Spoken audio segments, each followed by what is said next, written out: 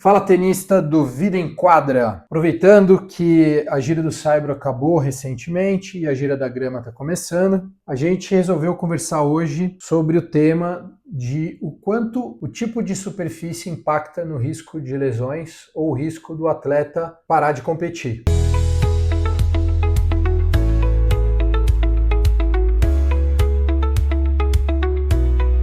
A gente tem um entendimento como atleta de clube, né, de tenista recreacional, de que muitas vezes o saibro machuca menos do que a quadra rápida. Será que isso daí é verdade? O que você tem aí para dizer do que a gente levantou, Bruno? A primeira coisa isso é um mito. Tem um estudo muito legal que levantou 420 mil partidas. Foi desde 1968 até 2010. E na verdade, a quadra que mais, entre aspas, protetora é a grama, por incrível que pareça. E a quadra mais lesiva é o saibro. Um pouquinho mais que a quadra dura, dá para considerar praticamente igual. Mas o saibro chegou a machucar, inclusive, mais do que a quadra dura. Interessante, né? Diferente do que a gente imagina. A gente acha que o saibro é fofinho, vamos dizer assim. Você, por exemplo, dentro do clube, digo até pelo meu clube, você marca de jogar ranking, muitas vezes fala assim, vamos jogar no saibro, porque meu joelho agradece.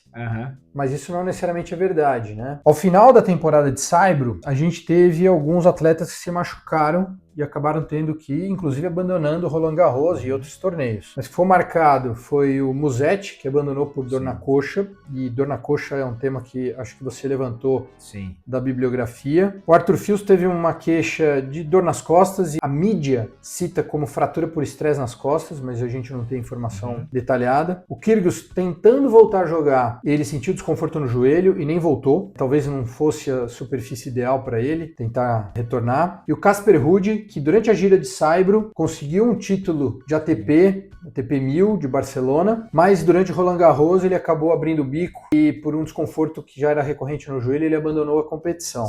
Inclusive durante um jogo, né? E então a gente pode dizer que o saibro não necessariamente é mais seguro que a rápida? Não necessariamente mais seguro que a rápida. Pelo menos é isso que a gente tem de estatística. Até uma questão, quando a gente vai olhar a estatística de região mais acometida, até dá para você dizer, entre aspas, obviamente isso é uma brincadeira, que o joelho está mais protegido no saibro. Por quê? Porque quem machuca mais é o quadril.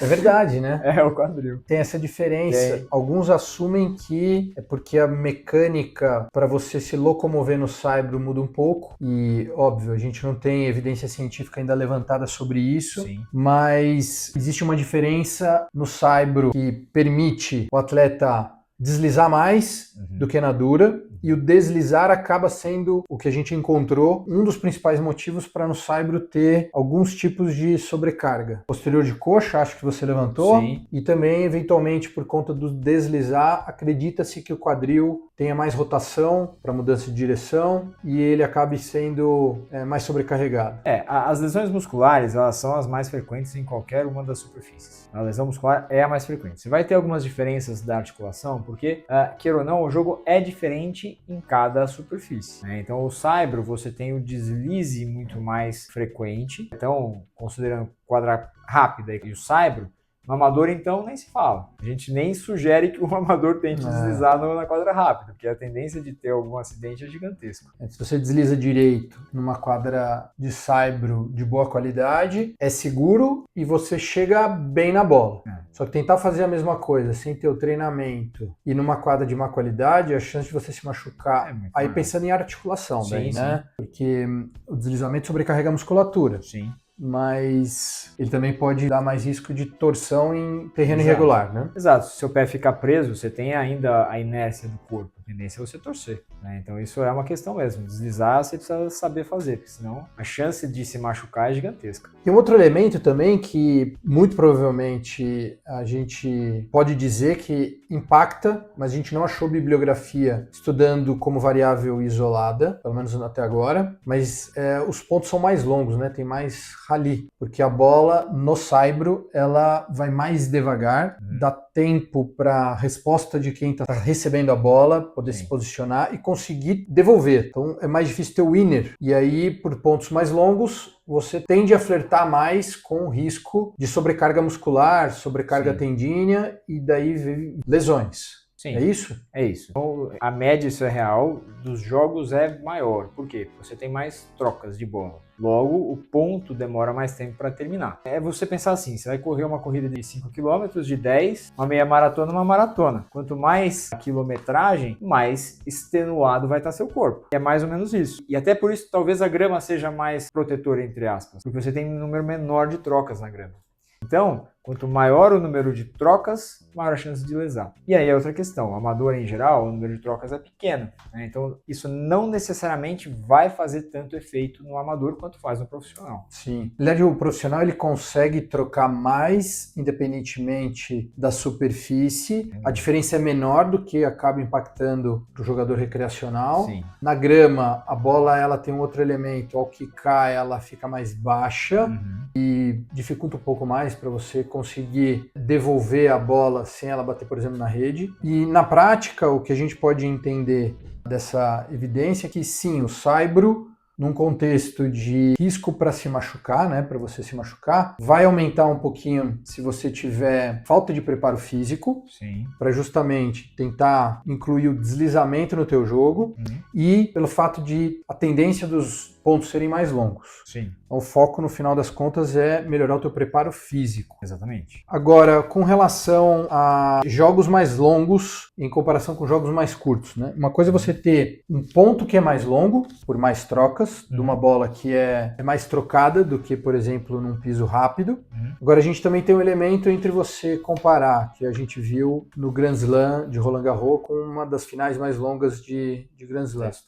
A comparação entre 5 sets e 3 sets. Sim. Isso também impacta para a gente ter mais ou menos lesões? Sim, impacta. Tanto que nos Grand Slams você tem mais lesão do que nos torneios convencionais. O Master 1000 ou o Master 500, né? Por exemplo. Por quê? Justamente, você está exigindo mais do seu corpo. Tanto que a maioria dos profissionais, nas primeiras rodadas, ele idealmente quer terminar o jogo rápido. Por quê? Porque senão ele vai acumulando isso até o final do torneio, né? Ele vai jogar pouco tempo depois. Hora de quadra, né? Então isso é importante, sim, faz toda a diferença. O lance de você ter, por exemplo, jogos que às vezes vão a 5 sets, a gente não percebe, é até curioso você ver eles jogando a cada 2 dias, né? 5 sets, 4 horas dentro da quadra. Óbvio que aqui a gente está falando de atletas que são profissionais e têm preparo físico e têm todos os recursos à disposição, mas a grande diferença é a depressão energética, e isso para lesões às vezes não por desgaste, como por exemplo uma lesão muscular, mas lesão até mesmo articular.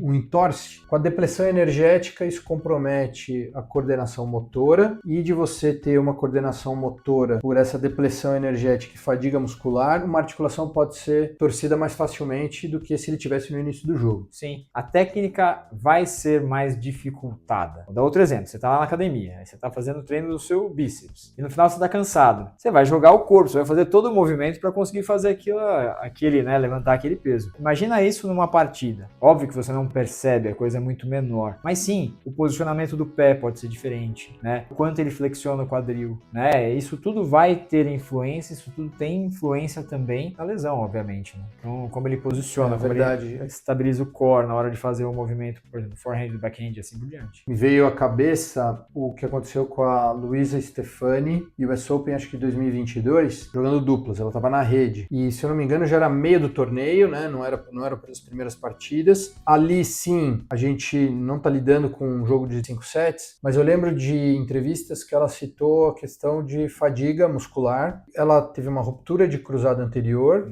Quem olha o vídeo da lesão, parece um movimento meio simples ou banal. Ela estava na rede para volear e fez um movimento errado. Ela ali não estava com uma capacidade muscular para executar o movimento do jeito certo, fez o movimento errado e com a velocidade do esporte ela acabou rompendo o cruzado. É diferente, por exemplo, do que a gente citou no início da conversa. O atleta está, por exemplo, num piso irregular de saibro ou numa quadra dura com um tênis inapropriado, por exemplo, um tênis de saibro na quadra dura que segura mais e o pé prende e vira. É diferente. Então, movimentos compensatórios precisam de você ter musculatura com a capacidade e a resistência para o tempo que você vai jogar e não tendo esse movimento compensatório, diminui a chance de você ter lesão articular. Né? Exato. Traumas torcionais, né? São os entorses. E sempre acontecem. Sempre tem alguém machucado que torceu o joelho, o quadril, enfim, tornozelo, é uma das causas, né, principais de abandono. E um elemento para essa questão de depleção energética, agora a gente obviamente vai puxar para o tenista recreacional, ao longo de 1 hora de jogo, você pode não ter depleção energética, dependendo do teu nível de jogo, mas se você fica, por exemplo, uma manhã inteira jogando, e não é incomum um jogador de clube, né, recreacional, o amador, joga 2, 3 partidas e, sei lá, toma água e talvez tome um Gatorade. Pode ser que isso seja não suficiente para ele manter os níveis de glicogênio muscular, para que o músculo consiga se manter funcionando adequadamente.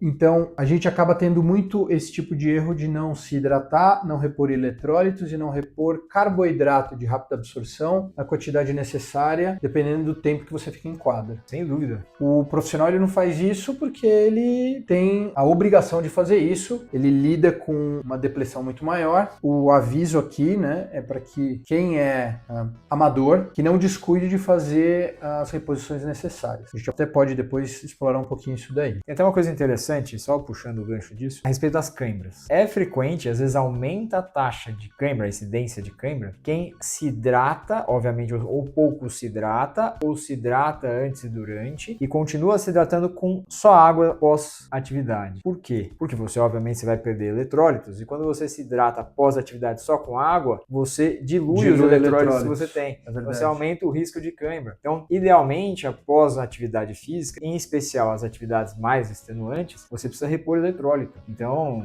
tem um monte aí que você pode usar. Os isotônicos são as bebidas que fazem com que a gente tenha reposição de eletrólito pós-atividade física. Obviamente, em geral, a gente consegue, qualquer marca que tem aí no mercado, já é melhor do que você não fazer nada. Mas dependendo do teu nível e de questões até metabólicas individuais, quem sua mais, quem sua menos, se é necessário talvez ter uma reposição um pouco mais personalizada. O profissional faz isso com certeza. Bom, do que a gente viu, agora relembrando um pouquinho do Grand Slam, do último que teve, que foi Roland Garros, os caras ficaram 5 horas e 29 minutos em quadra jogando, e eles não deram sinais, pelo menos para quem estava assistindo, sinais de que estavam começando a ficar depletados ou cansados. Pelo menos eu, olhando o jogo, me pareceu que do jeito que eles começaram, eles continuaram com o mesmo ritmo até o final. Não te pareceu isso, Bruno? Sim, mas com certeza houve alguma mudança, com certeza. A questão é que eles ambos são jovens, isso já facilita bastante, e ambos são muito bem preparados. Então, eles estão, de certa maneira, acostumados a tentar manter o nível de jogo independente da questão física naquele momento. Óbvio que alguém que está machucado tem mais difícil. Mas quantos jogadores, o Djoko, a gente já viu várias vezes, machucado, consegue jogar até o final da partida, depois não consegue jogar a partida seguinte. É verdade. Eles têm esse condicionamento, eles têm esse preparo. Então, realmente, pra gente, é mais difícil. Talvez alguém muito técnico já consiga perceber. Olha, o